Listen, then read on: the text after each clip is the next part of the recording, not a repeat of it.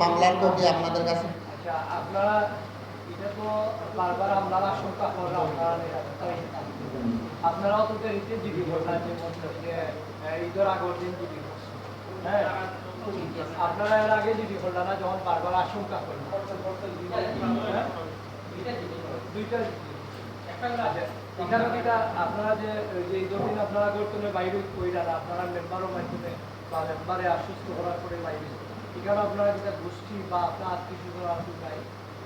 আমরা আমাদের গোষ্ঠী বলতে আমি, আমার ছোট ভাই, আমরা তো বিগত 20 বছর যাবৎ, আমার ছোট ভাই যখন অনেক ছোট ছিল তখনও তো আমি ঢাকার বাসিন্দা হিসাবে আমি এখানে ব্যবসা বাণিজ্য করে আসছিলাম।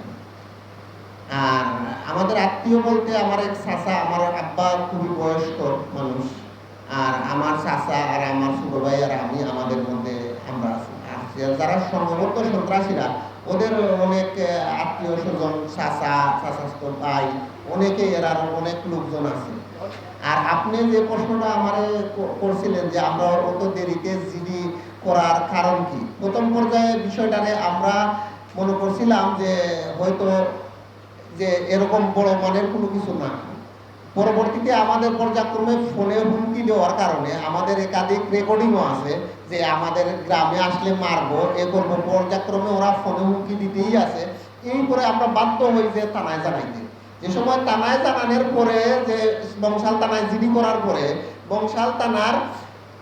বংশাল থানার ওনারে, আমার যে আয়ু ছিলেন, ওনারে আমি প্রশ্ন করছিলাম যে আপনি কি তৎপরতা নিলেন। তো উনি বলল যে সন্ত্রাসীদের উনি ফোনে যে নাম্বারগুলো দেওয়া হয়েছিল এই ফোনে যোগাযোগ হয়েছে। তো উনি ঈদের কারণে ওনার সাথে দেখা করা, উনি দেখা করার মতো কথাবার্তা হয়েছে। তো আমি পরবর্তীতে চিন্তা করলাম ঈদে তো আমার বাড়িতে যাইতে হবো, এই কারণে ঈদের আগে আমি বংশাল থানায় জিডি করছি। আর এখন যেহেতু আমি দেশে আসছি, আসার সাথে সাথেই আমি যেদিন আসছি এর পরের দিন আমি খুবই তাড়াতাড়ি সকালে আমি গিয়ে কোম্পানিগঞ্জ থানায় আরেকটা জিডি করছি। গ্রেপ্তার হয়েছে যে বারাটিয়া মরম আলী গ্রেপ্তার হয়েছে পুলিশের মাধ্যমে, আর বাকি একজন আসামি গ্রেপ্তার হয়েছে রেবের মাধ্যমে। তো এই রেবের মাধ্যমে গ্রেপ্তার হওয়ার পরেও এই আসামিরে ওনাদের রেবের থেকে আমার কাছে ফোন আসছিল যে আপনার আসামিরে আপনি আয়ু ওনারে বলেন আসামিটা নিতে, কিন্তু ওনারা আসামি নিতে অনাগ্রহী দেখায়।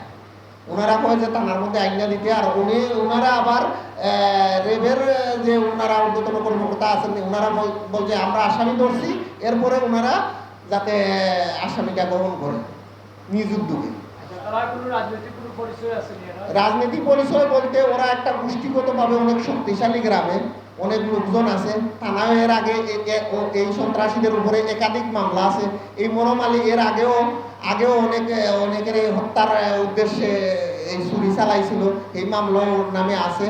কিন্তু এর আগে যে শাহেদ আনোয়ারের উপরেও একাধিক মামলা আছে। এরা একটা সংঘবদ্ধ একটা চক্র, এলাকায় অনেক শক্তিশালী, অনেক প্রভাব দেখায়। কিন্তু এরা রাজনৈতিকভাবে কিভাবে জড়িত আছে না আছে এই বিষয়টা আমার জানা নাই। তবে এরা খুবই একটা অনেক বড়, অনেক জনসংখ্যা ওদের আছে এবং সংঘবদ্ধ একটা চক্র। নিহত শাহিন আহমেদের বড় বোন, আমি শামীম আহমেদের ছোট বোন। উনি কিছু কথা বলবে সাংবাদিক ভাইদের উদ্দেশ্যে।